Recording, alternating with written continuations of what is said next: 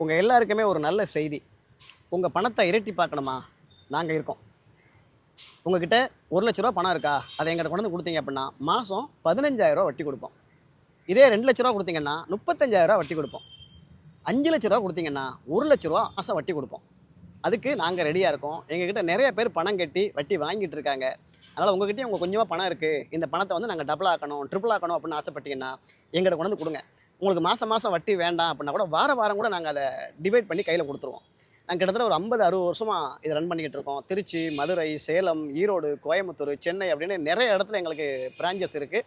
எங்ககிட்ட 1000க்கும் மேற்பட்ட தொழிலாளர்கள் வேலை செய்கிறாங்க.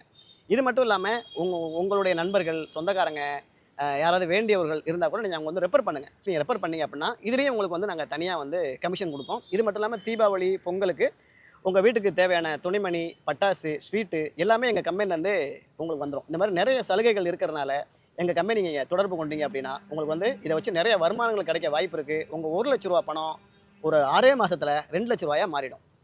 அதனால் நமக்கு சம்பாதிக்க வழி இல்லையே, நிறைய பேர் வந்து சம்பாதிச்சு சீக்கிரமாக பணக்கார ஆகிறாங்க, நம்மளும் எவ்வளோ கஷ்டப்படுறோம், நம்மளால் சம்பாதிக்க வழி இல்லையே அப்படின்னு நினைக்கிறவங்க கீழே நம்பர் கொடுக்குறேன், அதை காண்டாக்ட் பண்ணுங்கள். சரிங்களா? இது அப்படியே உண்மைன்னு நீங்கள் நம்பிட்டீங்கன்னா உங்களை மாதிரி முட்டாள் யாருமே கிடையாது.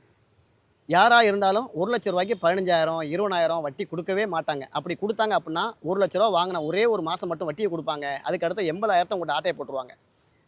இந்த மாதிரி நிறைய தவறான செய்திகள், அதிக வட்டி தரேன், வாரம் வட்டி தரேன், டெய்லி வட்டி தரேன், மாதம் உங்களுக்கு வந்து போனஸ் தரேன், நீங்கள் யாரையா நண்பர்களை சேர்த்து விடுங்க, அதுக்கும் நான் வந்து எக்ஸ்ட்ரா கமிஷன் தரேன், எங்களுக்கு நிறைய பிரான்ச்சஸ் இருக்குது, நிறைய கம்பெனிகள் இருக்குது, நாங்கள் வந்து 100 ஆண்டு காலமாக இதை தான் பண்ணிக்கிட்டு இருக்கோம் அப்படின்னா சொல்லி நிறைய கேப் மாதிரி பசங்க உங்கள் பணத்தை ஆட்டையை போடுறதுக்காக அங்கங்கே ஆஃபீஸை திறந்து வச்சுட்டு இந்த ஃபேஸ்புக்கு, வாட்ஸ்அப்லாம் தகவலை ஷேர் பண்ணிக்கிட்டு இருக்காங்க.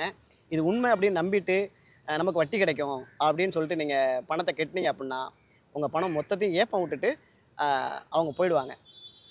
இதுக்காக நிறைய பேர் என்ன பண்ணுறாங்கன்னு கேட்டிங்கன்னா, சொந்தக்காரங்க கிட்ட, தெரிஞ்சவங்ககிட்டலாம் பணம் வாங்கி வட்டி வருதேன்னு கொடுக்குறாங்க.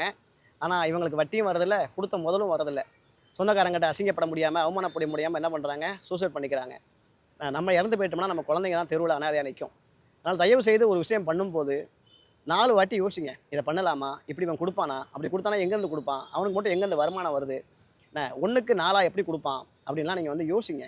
யோசிக்காமல் எவனோ ஒருத்தன் சொன்னான் அப்படின்றதுக்காக அவன் கையில் போய் பணத்தை கொடுத்துட்டு நீங்கள் காவல் நிலையத்துக்கும் கோர்ட்டுக்கும் கேஸுன்னு அலைஞ்சிக்கிட்டு இருக்கிறது தான் வேலையாக இருக்கும். உங்களுக்கு மன நிம்மதியும் போயிடும்.